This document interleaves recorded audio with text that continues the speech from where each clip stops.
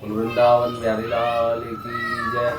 बाल कृष्ण लाल की जय। पूर्व जन्म के कर्म को भोगने के लिए मनुष्य को फिर से जन्म लेना पड़ता है। शुभ अशुभ कर्म भोगने ही पड़ते हैं। एक राजा था, उस राजा के एक पुत्र था।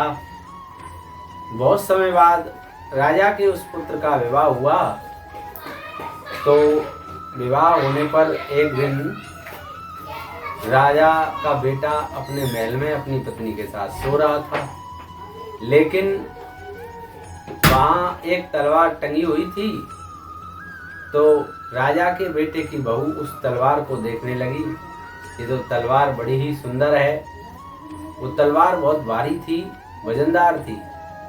अब वो तलवार जैसे ही हाथ में ली और उसको देख रही थी, तो वो तलवार उस के हाथ से छूट गई और राजा के बेटे की उसके पति की गर्दन पर पड़ गई। अब तो उसकी गर्दन कट गई और उसकी मृत्यु हो गई। अब वो सोचने लगी, अब मैं क्या करूं, अब मैं क्या करूं, दुखी होकर के रोने लगी। लेकिन उसने सोचा, यदि मैं सच बताती हूँ कि ये तलवार मेरे हाथ से छूट गई और इसी कारण मेरे पति की गर्दन कट गई, तो कोई सच नहीं मानेगा। तो वो सोचने लगी, अब मैं क्या करूं।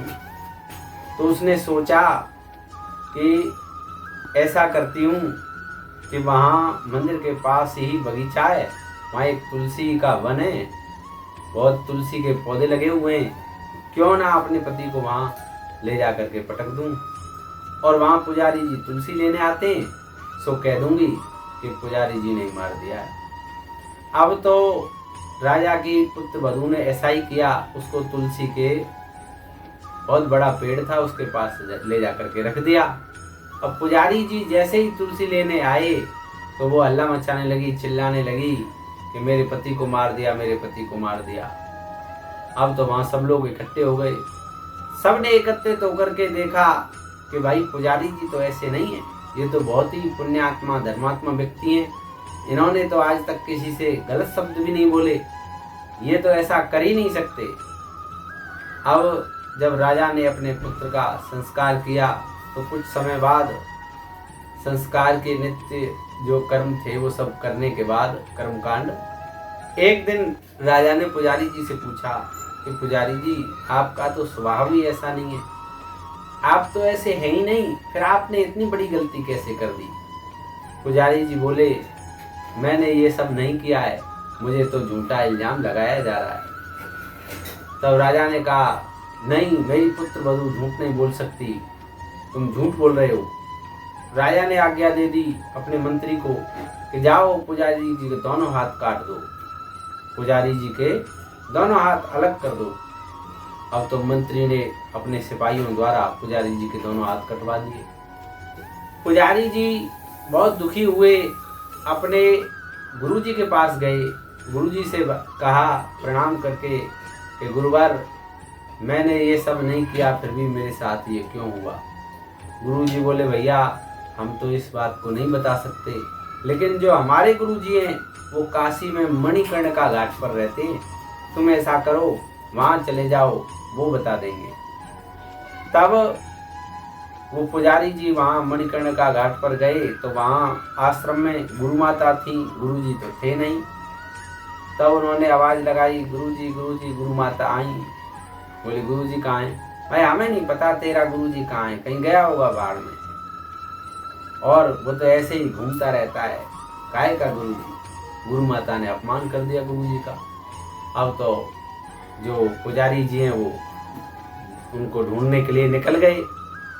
देखते हैं तो रास्ते में गुरुजी मिल गए, उनको प्रणाम किया चरणों में और बताया, मैं ऐसे ऐसे, मेरे जो गुरुजी हैं वो आपके गुरुजी हैं, उन्होंने मुझे भेजा है। तब वो बोला पुजारी के, आपका गुरु माता ने अपमान कैसे किया, वो ऐसे शब्द आपसे कैसे बोलती हैं।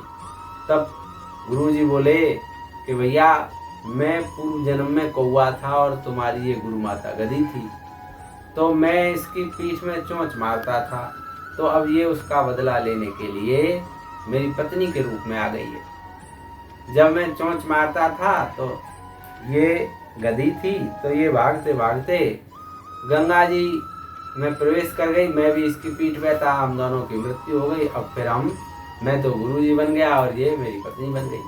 अब ये उसका बदला ले रही है। भैया ऐसे ही तुम पूर्व जन्म में एक साधु थे, तुम तपस्या कर रहे थे, तुम्हारे साथ ये क्यों हुआ है उसका पूर्व जन्म तुमको बताता हूँ। तुम साधु थे, तपस्या कर रहे थे, तब वहाँ एक गाय निकल करके जा रही थी, तो कोई कसाई गाय के पीछे भाग रहा था, तो तुमसे पूछा कि इधर से गाय गई है। तुमने हाथ से, मुंह से तो कुछ नहीं बोला, लेकिन हाथ से इशारा कर दिया, हाँ ऐसे करके न्यों सिर हिला करके हाथ कर दिया इस तरफ। तब ये जो राजा की पुत्र वधू थी भैया, जिसके हाथ से तलवार छूटी, राजा के बेटे की गर्दन कटी, ये गाय थी पूर्व जन्म में। और तुम जो साधु थे वो तुम पुजारी बन गए, और जो राजा का बेटा था ये कसाई था। तो भैया तुमने झूठ बोला, वो गाय की हत्या करवा दी, सच बोल दिया।